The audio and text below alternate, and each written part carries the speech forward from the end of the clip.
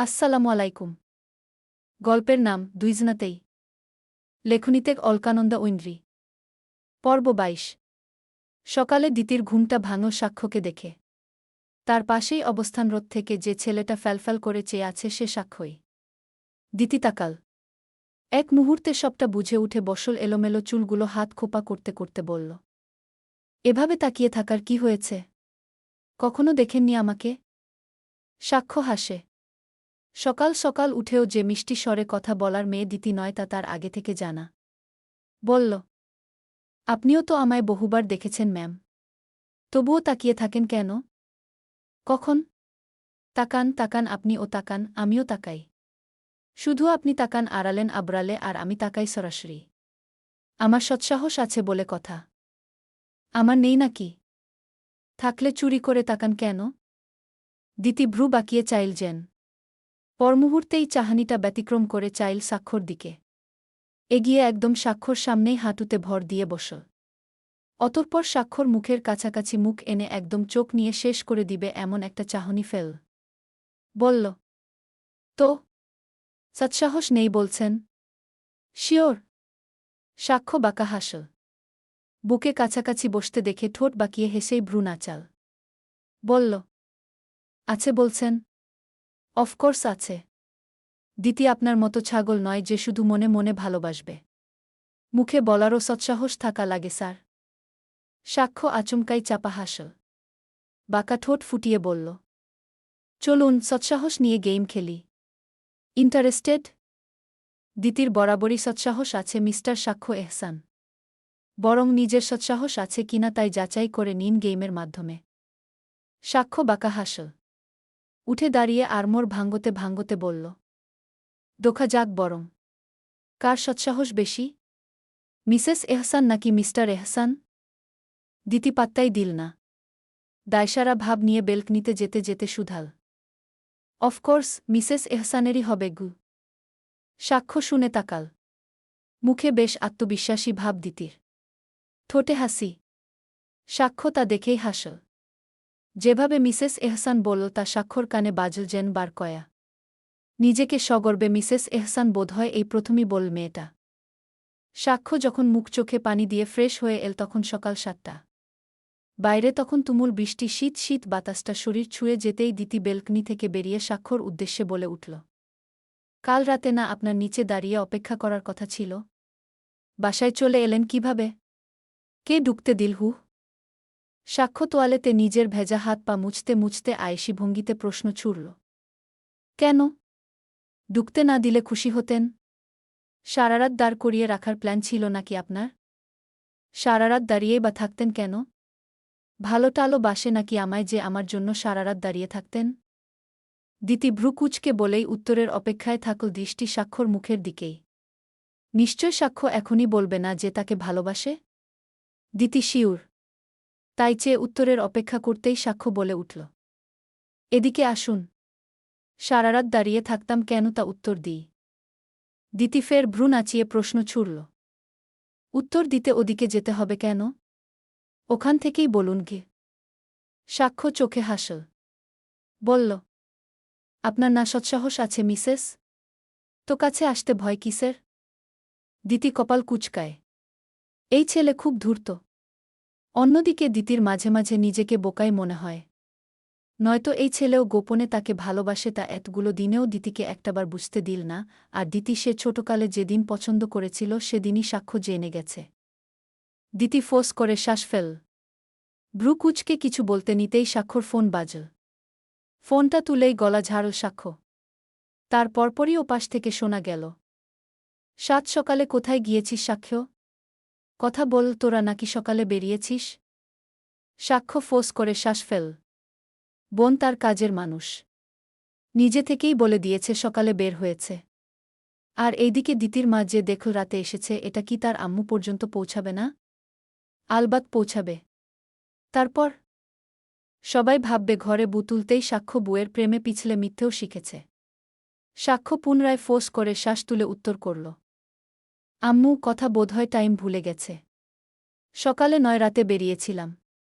তোমার বান্ধবীর মেয়ে ৫-৬ বছরের বাচ্চা মেয়ের মতো কান্না শুরু করছিল মায়ের কাছে যাবে বলে। এত কান্না করছিল যে ঘুমাতে অবধি পারছিলাম না। তাই শেষমেশ না পেরে অদিতি আন্টির বাচ্চা মেয়েকে অদিতি আন্টির কাছেই নিয়ে এসেছি গু। দিতি বিস্ময় নিয়ে চাইল। কি মিথ্যুক! সে মোটেই এত কান্না করেনি। বরং এই লোক নিজে তাকে এনেছে। দিতি কপাল কুঁচকে চাইল। ওপাশ থেকে সাজি আফরোজ কি বলল তা সে শুনল না স্পষ্ট। তবে সাক্ষ্য পুনরায় বলে উঠল। অদিতি আন্টি কিছু মনে করলেও কি আম্মু? আমি তো ইচ্ছে করে আনিনি, উনার মেয়েই এই রাতের বেলায় কাঁদতে কাঁদতে সেন্সলেস হয়ে যাচ্ছিল। ওপাশ থেকে সাক্ষর আম্মু ধমক দিয়ে বলল। অদিতি আন্টি কি সাক্ষ্য? আম্মু বলবে। এতদিন না হয় ও বাসায় জামাই হিসেবে যাওনি বা তোমরাও সম্পর্কটা নিয়ে হ্যাংলামে করেছ বলে বলিনি। এখন বলছি অদিতিকে আম্মু বলবে হু? ওর ও তো ইচ্ছে হয় ওর মেয়ের বর ওকে আম্মু বলে ডাকুক। সাক্ষ্য ফোঁস করে মায়ের আদেশ মেনে নিয়ে বলল। আচ্ছা, আম্মু ডাকব। ভালো। সম্পর্কের প্রতি যত্নশীল হও আরেকটু।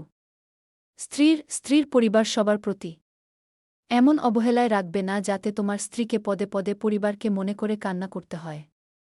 সাক্ষর ইচ্ছে হল কপাল চাপড়াতে। সে অবহেলা করেছে। মিথ্যে বললেও আজকাল দোষটা কোনো না কোনোভাবে তার উপরেই এসে হাজির হচ্ছে। সাক্ষ্য ওভাবেই জানাল। কি করব বলো? তুমি আমার সাথে একটা ছিচকাদুনে মেয়ে বেঁধে দিয়েছ আম্মু। সারা জীবন এমন কান্না করলে আমার রুমটাই সমুদ্র হয়ে যাবে আম্মুগু। ওপাশে সাক্ষর আম্মু বোধহয় হেসে উঠলে এবারে। জানালেন ঠিকমতো বাসায় ফিরতে। দিকি ততক্ষণে রেগে মুখচোখ লাল করল। চটফট জবাব দিল। আমি কান্না করেছি? কখন ভাই? আপনাকে কখন কেঁদে কেঁদে বলেছি যে আমি আম্মুর কাছে যাব? কখন? শুনুন, আমি যথেষ্ট ম্যাচিউরড। কষ্ট পেলেও না কেঁদে থাকতে পারি। আর সেখানে আপনি আমায় বাচ্চা বললেন কিভাবে? সাক্ষ্য ভ্রু নাচায়। প্রশ্ন ছুড়ে। বাচ্চা নয় বলছেন? গুনে গুনে ৭.৫ বছরের ছোট হন বুঝলেন দীতিকা তাসনিম। আমার মোটেই এত এইজ ডিফারেন্সে বিয়ে করার ইচ্ছে ছিল না। দিতি চাইল। মুখ ফসকেই এবারে বলে ফেল। তাহলে কণা? কণা তো আরও ছোট। ওর সাথে বিয়ের কথা ছিল কি করে? সাক্ষ্য এবারে ভ্রু কুঁচকে চাইল। বলল। কে বল বিয়ের কথা ছিল? আমাকে বাচ্চা মনে হয় আপনার? সাক্ষ্য হাসল না। তবে এক হাতে বাড়িয়ে দিতির হাতটা টেনে ধরল। কালকের ফোসকা পড়ে যাওয়া জায়গাটায় ফোসকা গলে এখন লাল দগদগে হয়ে আছে। সাক্ষ্য তার পাশেই চুমু বসাল। তারপর বাঁকা হেসেই উত্তর করল। না, বাচ্চা বউ মনে হয় ইদানিং। দিতি ততক্ষণে সরু চাহানিতে তাকাতেই অদিতি আহমেদ ডেকে উঠল নাস্তা করার জন্য। এর আগে দিতিকে একবার বলেও গিয়েছিল যখন সাক্ষ্য ওয়াশরুমে ছিল। এখন ফের আবার ডাকাতে দিতির মনে পড়ল। বলে উঠল। ঢং কমিয়ে নাস্তা করতে চলুন। আম্মু ডেকে গিয়েছিল নাস্তা করতে। সাক্ষ্য হেসে পা বাড়াল। বুয়ের সাথে সাথে খাবার টেবিল অবধি হাজির হয়েই ওর মনে পড়ল কাল রাতে ফোনে ও অদিতি আন্টিকেই দিতি ভেবে কি বলে ফেলেছিল। শুকনো ধোক গিল মুহূর্তে। গলা ঝেড়ে বলল। আম্মু, শুভ সকাল। অদিতি আহমেদ বোধহয় অবাক হলেন। চোখ জোড়ায় বিস্ময় নিয়ে চাইলেন সাক্ষর দিকে। আম্মু? শুকনো হেসে উত্তর করলেন। আম্মু? অদিতি আন্টিকে অবশেষে আম্মু বলছ? সাক্ষ্য হেসে ফেল কিঞ্চিত। বলল। আগেই বলা উচিত ছিল। কিন্তু এতকাল আন্টিই ডেকে এসেছিলাম তো তাই। অদিতি আহমেদ হাসলেন। বললেন। যাক, তবুও তো বললে আম্মু। আমি তো ভেবেছি কখনো বুঝি আম্মু বলবে না। এখন শান্তি লাগছে। এক ছেলে, এক মেয়ে। সুন্দরী। দিতি ভ্রু কুঁচকে চাইল। তৎক্ষণাৎ বলে উঠল। উনি তোমার ছেলে হলো কবে থেকে আম্মু? উনি তোমার বান্ধবীর ছেলে। ওই একই তো। আমার মেয়ের বড় তো হয়, তাই না? তো সে হিসেবেই তো ছেলেই তো আমার দিতি গো।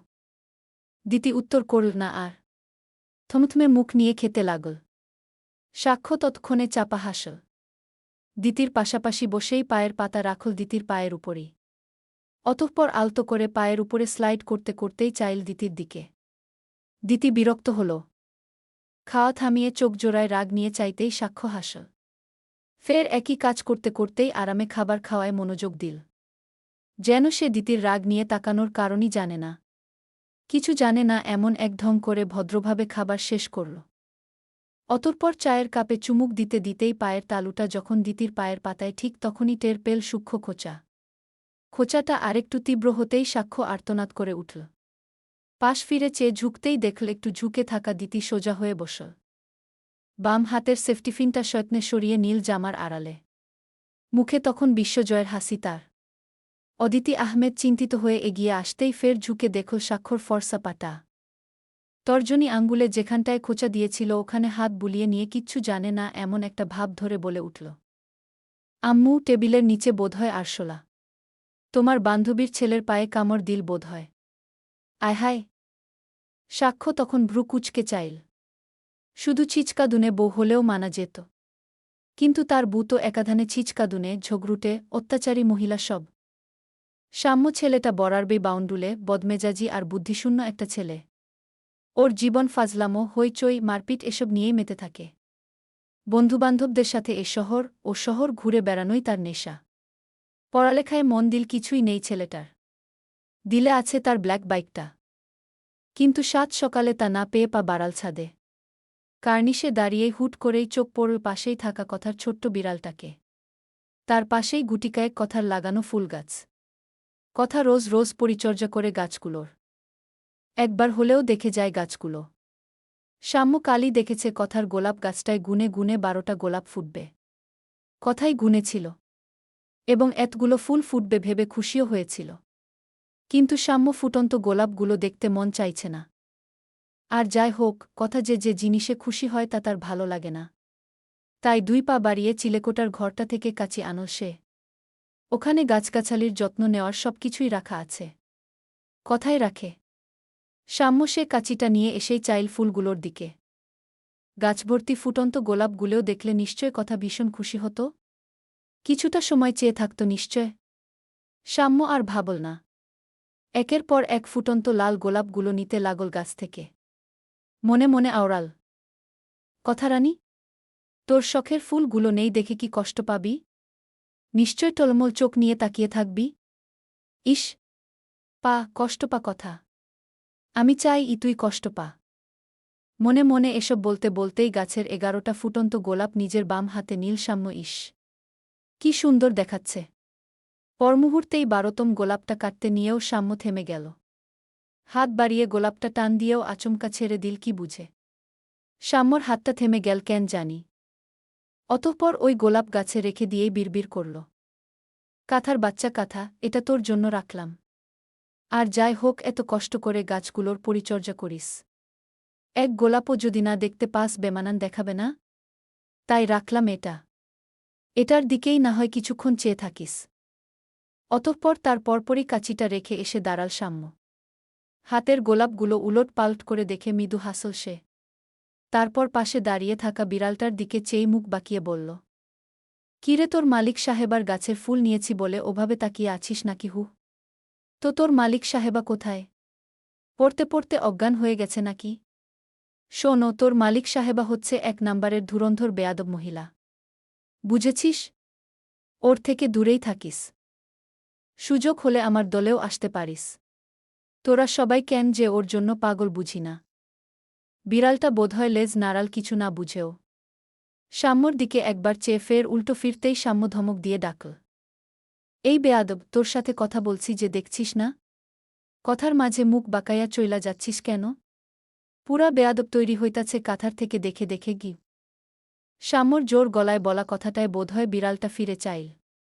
উপর পানে তাকিয়ে সাম্যর মুখে তাকাতেই সাম্য ফের বলল, তুই জানস না তোর মালিক যে তোরে রাইখা অন্য ছেলের সাথে টইটি করে? জানস কি না? জানলেও চুপ কইরা বইসা থাকস কেন? হু, নিজে তো একটা বেয়াদব, পালেও একটা বেয়াদব, আবার মিশছেও গিয়ে আরেক বেয়াদবের সাথে গু। বিড়ালটা বোধহয় আর শুনতে চাইল না সাম্যর কথা। কিছুটা বিরক্ত হল কিনা কি জানি, তবে পা বাড়াতে চাইল সামনে ফিরে।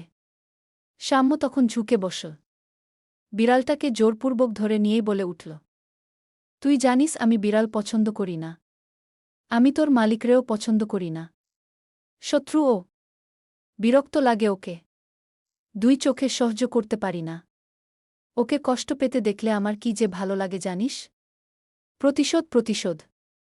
সে প্রতিশোধ নিতে আমি তোরে 2 বছর আগে একবার আমার বন্ধুর বাড়িতে রেখে আসছিলাম। প্ল্যান ছিল জাস্ট 2টা দিন ওই মেয়েরে কষ্ট পাইতে দেখব। কেন জানিস? তোর মালিকরে কষ্ট পাইতে দেখতে আমার ভালো লাগে। শান্তি শান্তি। কিন্তু তারপর কি হলো বলতো? আমারে টানা 2 দিন খেতে দেয় নাই আমার বাপ। আমারে 1 মাস টাকা দেয় নাই হাত খরচের। তোর মালিকের জন্য তো কথা শুনি, আমি তোর জন্যও সেবার কথা শুনছি।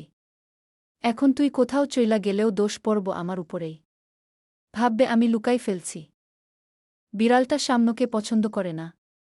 বলা চলে সাম্যই বিড়ালটাকে সবসময় দূর দূর করে বলে ওর ধারে কাছেও ঘেঁষে না। অথচ কথার সাথে ঠিকই চিপকে থাকে। সাম্যকে পছন্দ করে না বলেই বোধহয় বিড়ালটা সাম্যর থেকে ছুটতে চাইল। আছর ও কাটল সাম্যর হাতেই। সাম্য মুহূর্তে হাতটা ঝাড়া দিল। বলল, কিরে তুই তো দেখি বেইমান তোর মালিকের মতোই। কার বাপের খাবার খাস জানোয়ার? আমার বাপের। আর আছর কাটস আমারেই? সাহস কত! সাম্য যখন কথাগুলো বলছিল ঠিক তখনই কথা হাজির হল। ঝুঁকে বসেছে তাদেরই পাশে। ভ্রু কুঁচকে বলে উঠল, ওকে ছেড়ে দে সাম্য। এভাবে ধরে রেখেছিস কেন ওকে? সাম্য চাইল। প্রায় সঙ্গে সঙ্গেই বিড়ালটাকে কথার কোলে ছুঁড়ে দিয়ে বলে উঠল, তোর বিড়ালটা তোর মতোই। বেয়াদব, অসভ্য, আদব কায়দা শিখাস না নাকি? মানুষকে কষ্ট দেওয়া না দেওয়া শিখাস কিছু? কখা ততক্ষণে নিজের বিড়ালটাকে 2 হাতে নিয়ে বলল, তুই বুঝি খুব আদব কায়দা জানিস সাম্য? সাম্য প্রায় সঙ্গেই কাঁটাযুক্ত গোলাপগুলো নিয়েই কথার গলায় আলতো চাপ দিয়ে ধরল। চোখ রাঙিয়ে বলল, এই তুই তুই করিস কাকে হু? আবার নাম ধরে বলিস? সাহস কত তোর? সম্মান দিয়ে কথা বলবি বুঝলি, বানাচ্ছিস তো তোর মতোই একটা পুরা কপি। বিড়ালও কিভাবে মানুষকে কপি করে তা তোর বিড়ালরে দেখলেই হয়। কথা চাইল। সাম্য এবারে গলা থেকে হাত সরিয়ে তর্জনী আঙ্গুল তুলে বলল, নেক্সট টাইম তুই করে বললে তোকে আমি ছাদ থেকে ছুঁড়ে ফেলব কথা। Mind it. সাম্য যখন গলা থেকে গোলাগুলো সহ হাতটা সরিয়ে আনছিল ঠিক তখনই গোলাপের কাটায় ছিলে গেল কথার গলার নরম ত্বক। এক হাত গল্ল চেপেই ও উঠে দাঁড়াল। পিছু ফিরতেই সাম্য গলা উঁচিয়ে বলল, এই দাম কাকে দেখাস তুই? কথা বলছি না আমি তোর সাথে? কথার মাঝে তুই চলে যাওয়ার অনুমতি পাস কি করে? বেয়াদব। তোর বিড়ালটাও তোর মতোই বেয়াদব। কথার মাঝেই মুখ ঘুরাইয়া চইলা যায় ই কথা চাইল এবারে। চোখে তীব্র অভিমান ফুটিয়ে বলল, কিছু বলবা? বলব নাকি বলব না আমার ব্যাপার। কিন্তু তোকে তো যাওয়ার অনুমতি দেই নাই আমি। ক্লাস আছে আমার। কি করবি এত পরে? আদব কায়দা তো কিছু শিখিস না। বড়দের রেসপেক্ট করতে পারিস না এখনো অবধি। কথা ছোট শ্বাস ফেল। ঠিক এতটা সময়ে মুখ ঘুরিয়ে দেখল তার গোলাপ গাছটা শূন্য। 12টা ফুল ফুটবে বলে যে আশা ধরে তা এক মুহূর্তেই মিলিয়ে গেল। গাছে মাত্র একটা ফুল। একটা। বাকিগুলো কোথায় তা বুঝতে বাকি রইল। সাম্যর হাতের গোলাপগুলোই ওগুলো। কথা দীর্ঘশ্বাস ফেল। চোখজোড়া কেমন যেন টলমল করছে তার। ঠোঁট কামড়ে কান্না আটকানোর বড্ড চেষ্টা করে সে শুধাল, গোলাপগুলো কি করেছিল তোমার? কাটলে কেন এগুলো? প্রতিবার আমার শখের জিনিস নষ্ট করে কি লাভ হয় তোমার? কি লাভ হয়? সাম্য চাইল। কথার চোখজোড়া স্পষ্টই টলমল করছে। যেন কেঁদে ফেলবে। ফর্সা মুখটা লাল হয়ে এসেছে। সামান্য ফুলের জন্য এমন হয় কারোর? সাম্য ফোঁস করে শ্বাস টেনেই টানটান গলায় বলল, প্রচুর লাভ। তোকে কষ্ট পেতে দেখলে শান্তি লাগে আমি। অসম্ভব রকমের শান্তি। এই জন্যই প্রিয় জিনিসগুলোর উপর রাগ উড়াও? আমার রাগ ওইসব জিনিসের উপর উড়াও? হাস্যকর। কথা এইটুকু বলেই তাচ্ছিল্য নিয়ে হাসল। মনে মনে আওড়াল, অথচ তুমি যদি কখনো জানতে পারো তুমি মানুষটাই আমার প্রিয় তাহলে? তাহলে কি করবে? নিশ্চয়ই কখনো তোমাকে দিয়ে বসবে না, তাই না? নিশ্চয় দিবে প্রত্যাখ্যান, অপমান আর অবহেলাগু। সাম্য কথার মনের কথাগুলো জানতেই পারল না। জানলেও কি বলত? সাম্য উত্তর দিল, রাগ না। এটাও শান্তির জন্যই করি। আবার এটা তোর শাস্তিও ধরে নে। বলেছি না নিহালের সাথে মিশবি না? বলেছি কি না? অথচ তুই ঠিকই নিহালের সাথে যোগাযোগ করিস। বেইমান। বড়দের কথার গুরুত্ব দিতে জানিস না বেয়াদব। কথা কণ্ঠশক্ত করেই বলল, কথা ঘুরাচ্ছ? গোলাপগুলো নিলে কেন হু? আর যদি বলো বড়দের কথা গুরুত্ব দেওয়ার বিষয়ে তো আমি বলবো, তুমি বয়সেই বড় হয়েছ। আসল বড় হওয়ার দিক দিয়ে তুমি আমার থেকেও ছোট। তুমি এখনও ইম্ম্যাচিওর বুঝলে? অপরিপক্ব শোনো, আমি মিশব। আমার ইচ্ছে কার সাথে মিশব না গিয়ে। ফাইন মিশ। পরে পস্তালে তুই আর তোর মামা আমাকে ধরতে আসবি না। ব্যাস। সাবধান করার আছে করছি। কথা হেসে বলল। তোর গোলাপগুলো নিলে কেন? জবাব দাও। সাম্য নিজেও তেরা স্বরে বলল। আমার ইচ্ছে, আমি গোলাপ নিব নাকি না নিব। আমার আব্বার বাড়ি, আমার আব্বার ছাদ। আমি নিব। আমার ইচ্ছে। আর কেন নিয়েছি জানিস? ভার্সিটিতে তোর ভাবিকে প্রপোজ করব তাই। ও বলেছে বাসার গোলাপ দিয়েই প্রপোজ করতে হবে। তাই এই গোলাপ দিয়েই করব। বুঝলি? কথা চাইল। সাম্য তখন ফুলগুলো নিয়ে গিয়েছে। বুক চিরে দীর্ঘশ্বাস ফেল সে। নিজে গাছ লাগিয়ে সে গাছেরই ফুল যখন প্রিয় পুরুষের প্রিয় নারীর কাছে যাবে তখন নিশ্চয় খুব ভালো লাগবে। গল্প ভালো লেগে থাকলে অবশ্যই একটা কমেন্ট করে যাবেন আর সাবস্ক্রাইব করে রাখবেন যাতে পরের পর্ব পোস্ট করার সাথে সাথে আপনি পেয়ে যান।